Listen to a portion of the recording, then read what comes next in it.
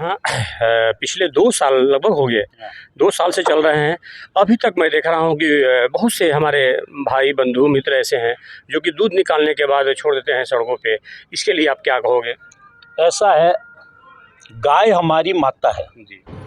मेरा रिश्ता मेरी माँ से माँ का है, लेकिन मेरे बच्चे का रिश्ता उससे दादी का है। लेकिन गौ माता एक ऐसी चीज़ है, मेरा रिश्ता भी उसका माँ का है, मेरे बेटे के रिश्ता भी माँ का है, मेरे पापा का रिश्ता भी माँ का है।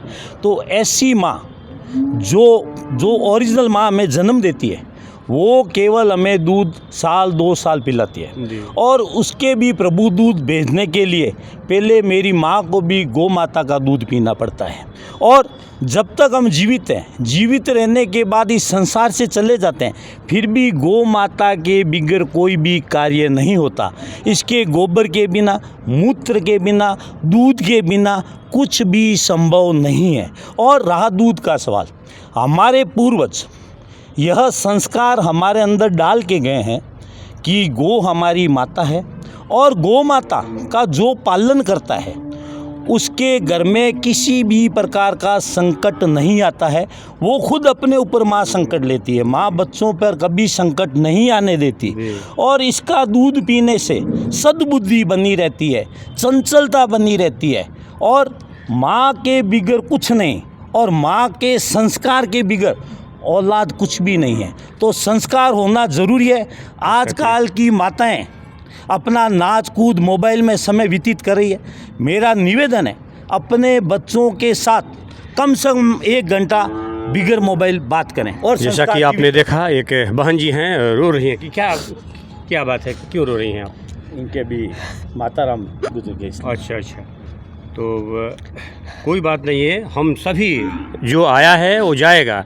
हम लोग ये जो आए हैं तो जाने ही के लिए आए हैं। यही संस्कार, ये जायज़ सी बात है, यही कि हम लोग को बस उसमें चूँकि कुछ लगाव हो जाता है, कुछ अपनापन होते हैं, उसको भुलाने पड़ते हैं। चूँकि हमारा कोई नहीं, हम अकेले आते हैं और अकेले जाते हैं।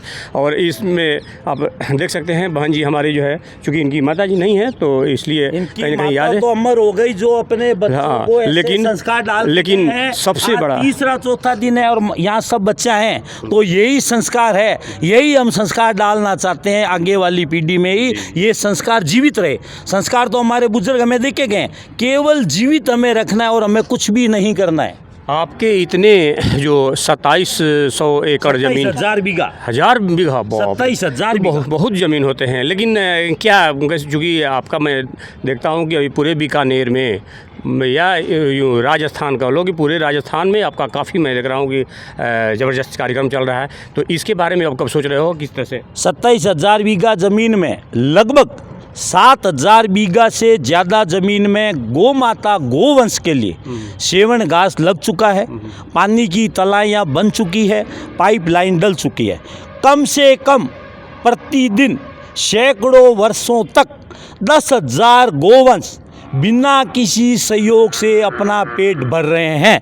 और हम ये चाहते हैं आने वाले 2-4 साल में प्रभु हमारे पे मेहरबानी करे, हम 50,000 गोवंश बीकानेर संभाग की यहाँ पर हमेशा अपना पेट बिगर किसी सहयोग से भरे, लोगों को मालूम चले माँ हमें दूध दे रही है और प्रभु स्वतः ही उनका पेट भर रहे हैं। चूँकि ये छोटा काशी इसको बोलते हैं, लेकिन धर्म की नगरी कहने में बड़ा मुझे आनंदित महसूस हो रहा है। क्योंकि यहाँ मैंने देखा, जितने भी लोगों से मिला, बहुत अच्छा लगा। और यहाँ से जाने का मेरा जी नहीं कर रहा, और मैं कोशिश करूँगा कि यहाँ ज़्यादा से ज़्यादा समय हिंदुस्तान में सबसे ज़्यादा यहाँ पे रहूँ।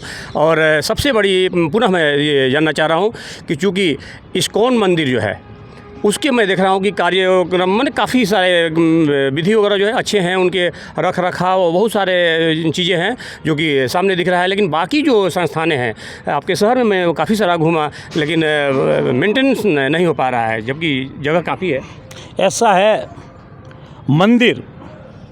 मंदिर हमारे लिए बुजुर्गों ने इसलिए बनाया है, जो जिनके पास कुछ भी काम नहीं है तो वो ये सोचते हैं आराम से उठेंगे, 10 बजे उठेंगे, काम तो है नहीं कि जाना तो है नहीं, 12 बजे उठ जाएंगे।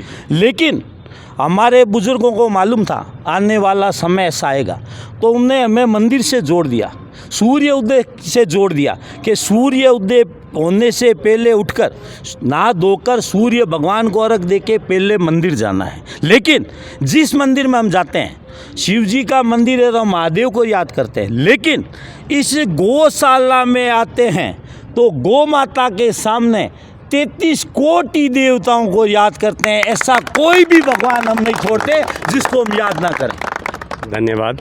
जैसा कि आपने देखा बड़ा ज़बरदस्त है यहाँ सुनहरा कहीं ना कि एक बार जो आ जाए तो फिर उसको जो है जाने का मन नहीं करेगा। और सच्चाई ये है कि इससे शरीर का सुंदरता भी बढ़ता है। ये ऐसा एक विधि विधान है, ये कह सकते हो कि चूँकि आज के युवाओं में पश्चिमी सभ्यता जैसे जैसे घर कराता, लेकिन अभी मैं देख रहा हूँ कि हाल के दिनों में पूजा पाठ में काफ़ी लोग रुचि ले रहे हैं। इसके लिए ऐसे खबर देखने के लिए आप जुड़े रहें हमारे चैनल से। मैं जितेंद्र कुमार। बोल गौ माता।